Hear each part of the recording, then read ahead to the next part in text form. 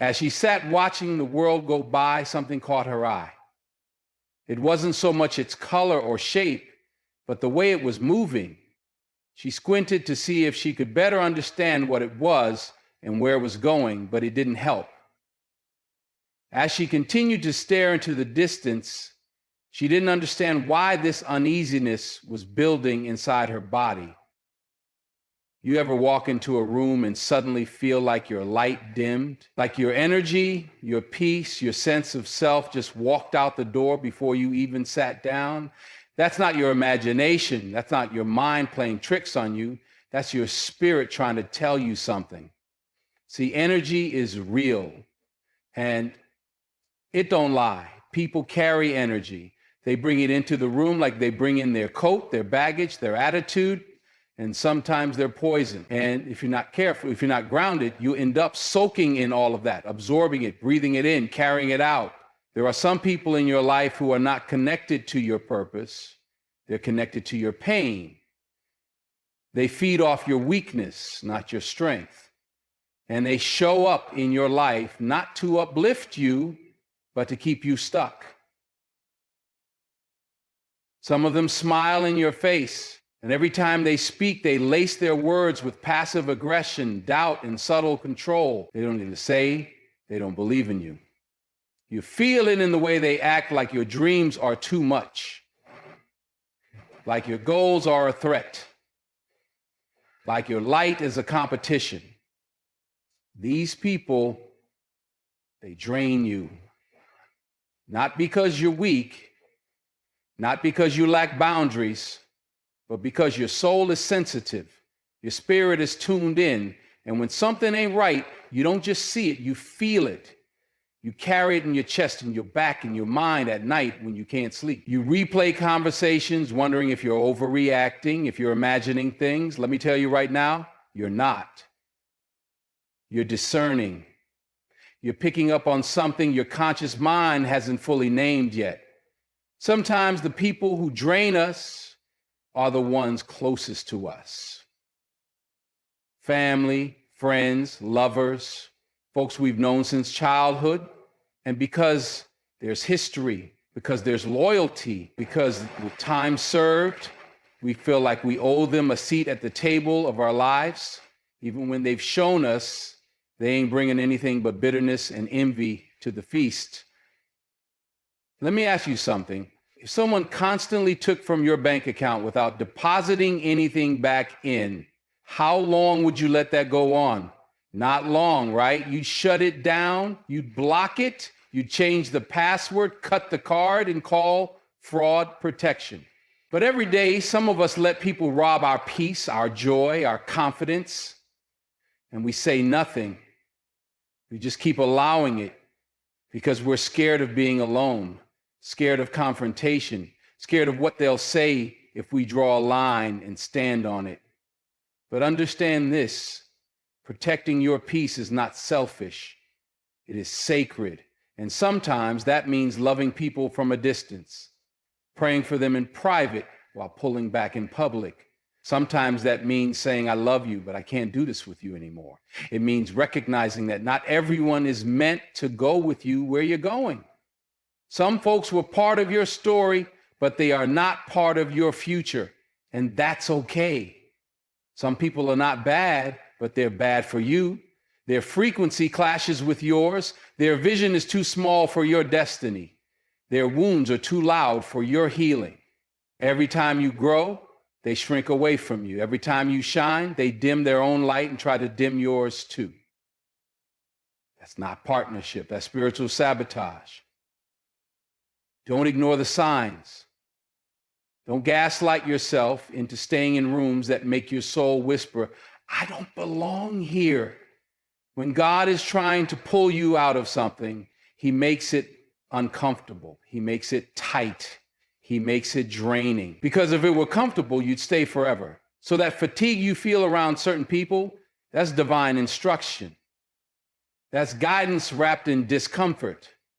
That's your spirit trying to tell you, you need to move. Let me tell you a secret. Some people thrive off your chaos. They love when you doubt yourself.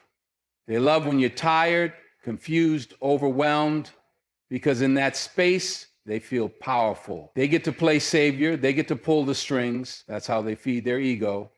But when you rise up, when you start setting boundaries, protecting your energy, getting clear about who you are, they don't know what to do with you. They call you difficult, distant. They say you changed. You didn't change. You evolved. You stopped watering dead plants. You stopped lighting yourself on fire to keep other people warm. You stopped explaining your worth to people who benefited from you not knowing it. And that's power. That's growth. That's healing. But healing comes with loss. You will lose some folks when you start choosing yourself. And that's part of the process. You can't grow and stay the same. You can't rise and stay grounded in what kept you small. You got to let go, even when it hurts, even when it's lonely. Because on the other side of letting go is freedom. Listen, there are people in your life who call you when they need something, but they're silent when you succeed. They don't clap for you. They don't support you. They don't challenge you to be better. And deep down, you've known this. You felt it in your gut, but you've been too afraid to name it, too afraid to shift the relationship. But the truth is, you don't need that kind of weight on your spirit anymore. Life is too short. Your purpose is too big. Your peace is too precious. You have every right to curate your circle, to decide who gets access to your mind, your heart, your time. That is your power. That is your right. And when you start honoring that, something shifts. You start feeling lighter, clearer, stronger.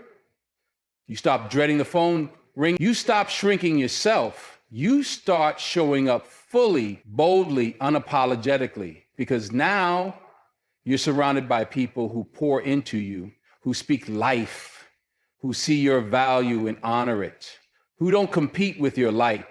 They reflect it. That's alignment. That's peace.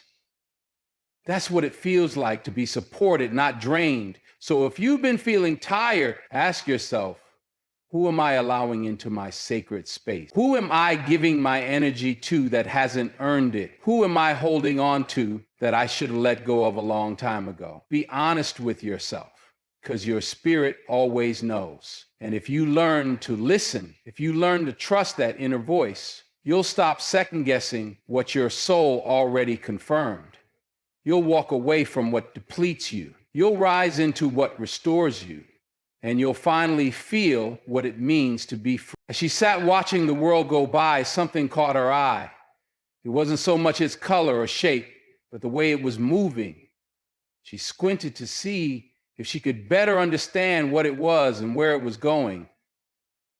But it didn't help. As she continued to stare into the distance, she didn't understand why this uneasiness was building inside her body.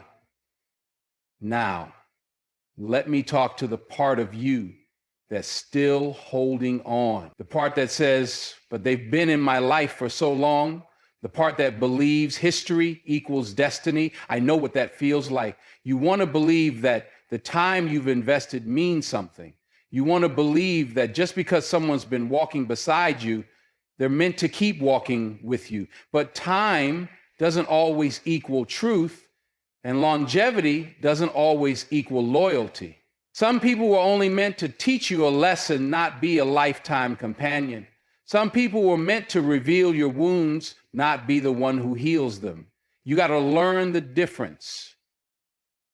You got to know when a relationship has served its purpose. Because if you don't, you'll keep pouring into something that ain't growing. You'll keep dancing in a room where the music's already stopped, and all you'll feel is tired, confused, drained. You see, when you're aligned with your purpose, when you start becoming who you were always meant to be, there will be friction. Not because you're doing something wrong, but because you're finally doing something right.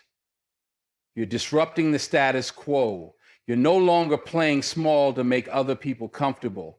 And the people who benefited from your silence, from your softness, from your confusion, they won't know how to respond. They'll try to guilt you. You've changed.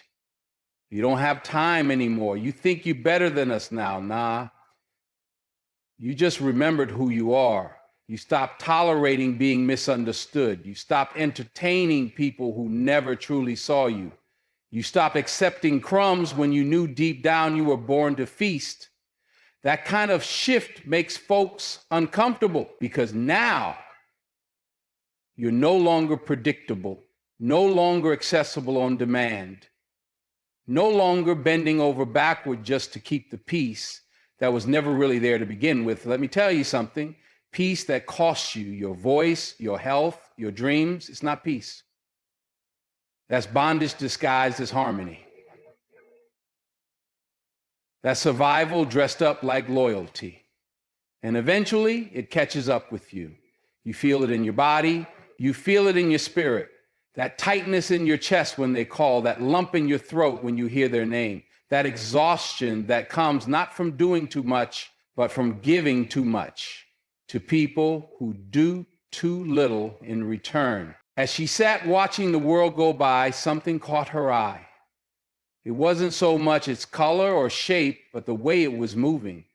She squinted to see if she could better understand what it was and where it was going, but it didn't help. As she continued to stare into the distance, she didn't understand why this uneasiness was building inside her body. That's the kind of drain I'm talking about. And the reason it feels so heavy is because you know. Deep down, you already know. But knowing and doing are two different things. Knowing requires awareness. Doing requires courage. And sometimes courage means walking away without closure. It means grieving someone who's still alive. It means choosing yourself even when you were taught that choosing yourself is selfish. But let me make it plain. Self-love is not selfish. It's survival. It's sacred. It's what keeps you sane in a world that benefits from your burnout. It's what protects your spirit in a society that tells you your worth is tied to how much you give, how much you endure, how much you sacrifice. You are not here to be a martyr. You are not here to be a fixer, a savior, or a sponge for other people's brokenness. You are here to grow, to evolve, to step fully into the life that was designed for you. And you can't do that carrying everybody else's baggage. You can't do that weighed down by connections that drain instead of nourish. Sometimes the most powerful thing you can say is no more. No more to the manipulation, no more to the guilt trips, no more to relationships that only move when you do all the lifting, no more to pretending like you don't see what you see, feel what you feel, know what you know. You deserve reciprocity. You deserve ease. You deserve to be poured into the same way you pour into others. But here's the catch. The more you honor that truth, the smaller your circle might get. That's real. When you start walking in alignment, some doors close, some people fall off, some invitations stop coming, and that might hurt at first. You might feel lonely, you might doubt yourself, you might even be tempted to go back just to feel something familiar, but don't.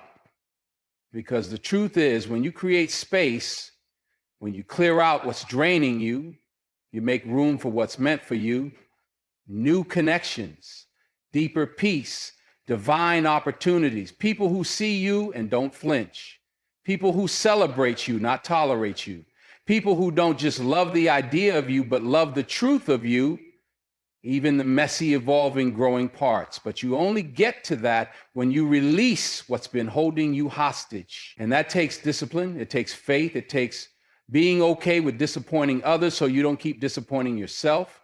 Because let's be honest, how many times have you betrayed your own intuition just to keep the peace with someone else? How many times have you said yes when your soul was screaming no? How many times have you smiled through the discomfort, brushed off the disrespect, played it cool just to avoid the fallout? That's a form of self-abandonment. And over time, it chips away at you until one day you wake up and don't recognize yourself, until one day you're running on empty and all the people you kept showing up for are nowhere to be found. So now it's your time. Time to come home to yourself. Time to trust what your body's been trying to tell you. Time to honor your inner voice, the one that whispers, you don't have to keep doing this. The one that says, you deserve more. The one that keeps pulling you away from what drains and toward what gives life. See, you're not crazy. You're not dramatic. You're not too sensitive. You're aware. You're evolving. And that awareness, that evolution, it's going to cost you some relationships. But what you gain in return, peace, clarity, strength, a version of yourself that's whole, unapologetic, and grounded. That's worth everything. And let me tell you something else. You're not alone. There are people out there who speak your language, who vibrate at your frequency, who won't try to dim your light just to feel taller. But you won't find them if you're still entertaining the ones who drain you. You won't recognize them if your heart is still tethered to those who keep you small. You've got to make space. You've got to be willing to release, even when there's no guarantee of what's next. That's faith. That's power. That's healing. You weren't created to just survive the people around you. You were created to thrive. And sometimes thriving looks like silence, like solitude, like saying no and meaning it, like walking away without a big explanation, like unfollowing, unsubscribing, detaching from what doesn't serve you anymore. It's not easy, but it's necessary, because this life is too short to be constantly tired from relationships that do nothing but take. You deserve better. And deep down, you already know that. As she sat watching the world go by, something caught her eye.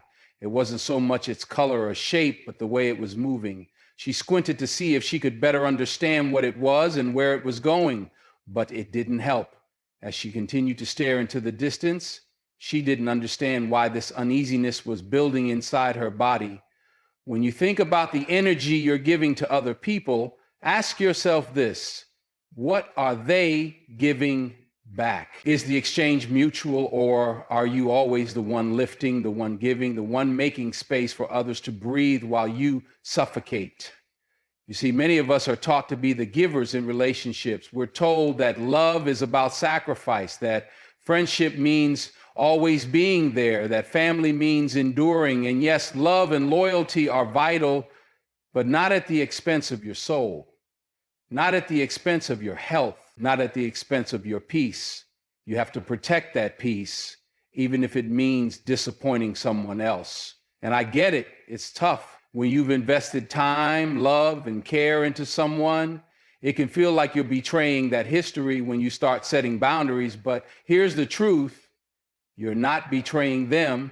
You're setting yourself free, because you cannot be the best version of yourself for anyone else if you're not the best version of yourself for you. So when you feel drained around certain people, understand that it's not just an inconvenience or a minor discomfort. It's a sign, a clear, unmistakable sign from your body, from your heart, from your spirit, that something is out of alignment. You can't keep ignoring it. You can't keep pretending it's nothing. You can't keep telling yourself that everything will be okay if you just power through, if you just keep giving a little more, loving a little harder, hoping a little deeper. No, it's time to listen. And I want you to understand something important. It's not about being judgmental or condemning the people who are draining you. This is not about labeling them as bad or toxic. That's not the point. The point is recognizing that there are people whose energy doesn't resonate with yours anymore. And that's okay. It's okay to outgrow people. It's okay to evolve in ways that make certain connections no longer feasible. This doesn't make you a bad person. It makes you human. It makes you someone who is learning to protect what's sacred within them. People will try to make you feel guilty for choosing yourself, but don't let that guilt keep you trapped. That guilt is their weapon. It's a manipulation tactic designed to keep you small, to keep you in a place where you keep pouring and they keep taking. The guilt is a lie. The truth is, you were born to stand in your power. You were born to thrive, not to serve as an emotional sponge for everyone else's problems. And I know sometimes it's not just the people who are directly draining you, but the world itself. The weight of expectations, the demands of modern life, the pressures of keeping up with the Joneses, the constant noise of society telling you what you should be doing, how you should look, how you should feel. It can feel like everything and everyone is pulling at you, asking for a piece of you, asking you to give more than you have to give. But I need you to understand something. You don't owe anyone your energy. You don't owe anyone your peace, your time, your spirit. You owe it to yourself to preserve those things for the people, places, and opportunities that are truly worthy of them. You might be saying, but if I let go of this person, if I cut them off, who will I have left? And I get that. I do. That fear of loneliness, that fear of losing people, it's real. But here's the thing you need to remember. You can't lose what was never truly meant to be yours. You can't lose the things that were not aligned with your destiny. What you're afraid of losing is not your peace, your happiness, or your purpose. It's your attachment to something that wasn't serving you anymore. And once you realize that, once you come to terms with that, it's free, it's liberating. It opens up space for the right people to show up in your life. The ones who will walk beside you, not because they need something from you, but because they understand the beauty of mutual respect, the strength of mutual love, the importance of mutual growth. But that can only happen when you clear out the clutter. And that clutter, that's the people, the relationships, the connections that keep you stagnant. You've got to let go of them, even when it hurts, even when they pull on your heartstrings and make you feel like you're being unfair, even when they don't understand why you're doing it. And sometimes it won't even be about the people themselves. It'll be about the environment. It'll be about the spaces you've outgrown, the routines that once felt comfortable but now feel suffocating, the work you're doing that no longer aligns with who you're becoming, the places you go because you're supposed to, not because your heart is leading you there. These are the things that drain you, and they don't always come with faces attached. They don't always come with words. They come in the form of patterns, habits, environments that you're stuck in because you've been too afraid to move, too afraid to leave behind what's familiar for what's meant to be. But what I need you to hear is this. You are allowed to outgrow anything that no longer serves you. You are allowed to shift, to change, to move in a direction that makes you feel alive again. And yes, it might be scary. Yes, it might be uncomfortable, but it will always be worth it, because nothing in this world, nothing in your life is more important than protecting your peace. Not your job, not your friendships, not your family, nothing. Your peace is sacred. And when you guard it, when you nurture it, when you build a life that honors it, you will start to see your life transform in ways you never thought possible. And here's the most powerful thing you can do. When you start choosing yourself, when you start setting boundaries, when you stop allowing people to drain you, don't apologize for it. Don't make excuses. Don't try to justify it. Just do it and stand in it. You don't owe anyone an explanation for choosing yourself. You don't owe anyone. And as she sat watching the world go by, something caught her eye. It wasn't so much its color or shape, but the way it was moving. She squinted to see if she could better understand what it was and where it was going, but it didn't help. As she continued to stare into the distance, she didn't understand why this uneasiness was building inside her body. Sudden or harsh in your approach to others. It's not about cutting people out of your life without a second thought, but rather about recognizing that your well-being matters just as much as anyone else's. It's about understanding that your energy is sacred and you have every right to protect it. You can love people from a distance, you can support them, pray for them, and wish them well, but you don't have to let their negativity or their unresolved issues drain the life out of you. When you make that choice, when you step into the truth of your own power and begin to prioritize your own peace, you open up the door to something greater. You make space for people who nourish you, for opportunities that align with your purpose, and for a life that reflects the strength, clarity, and joy you were always meant to experience. It's not about being perfect. It's about being true to yourself. So don't apologize for needing to walk away from what depletes you. Don't feel guilty for choosing your own healing over someone else's demands. You are worthy of peace, and you are worthy of relationships that lift you up, not ones that keep you down. Remember this: the more you protect your energy, the more you honor your worth, the more you will attract the right people into your life. People who will see you, respect you, love you, and challenge you to be your best self. People who will celebrate your light instead of trying to dim it. And most importantly, the more you invest in your own growth, the more you'll see how much power you truly have within you. Power to walk away, power to set boundaries, power to stand firm in your truth and keep moving forward toward the life you've always dreamed of. So recognize the drain, acknowledge it, and then choose to step away from it. Take back your peace, take back your energy, and take back your life, because you deserve to thrive, not just survive. And when you do, that's when the real magic begins.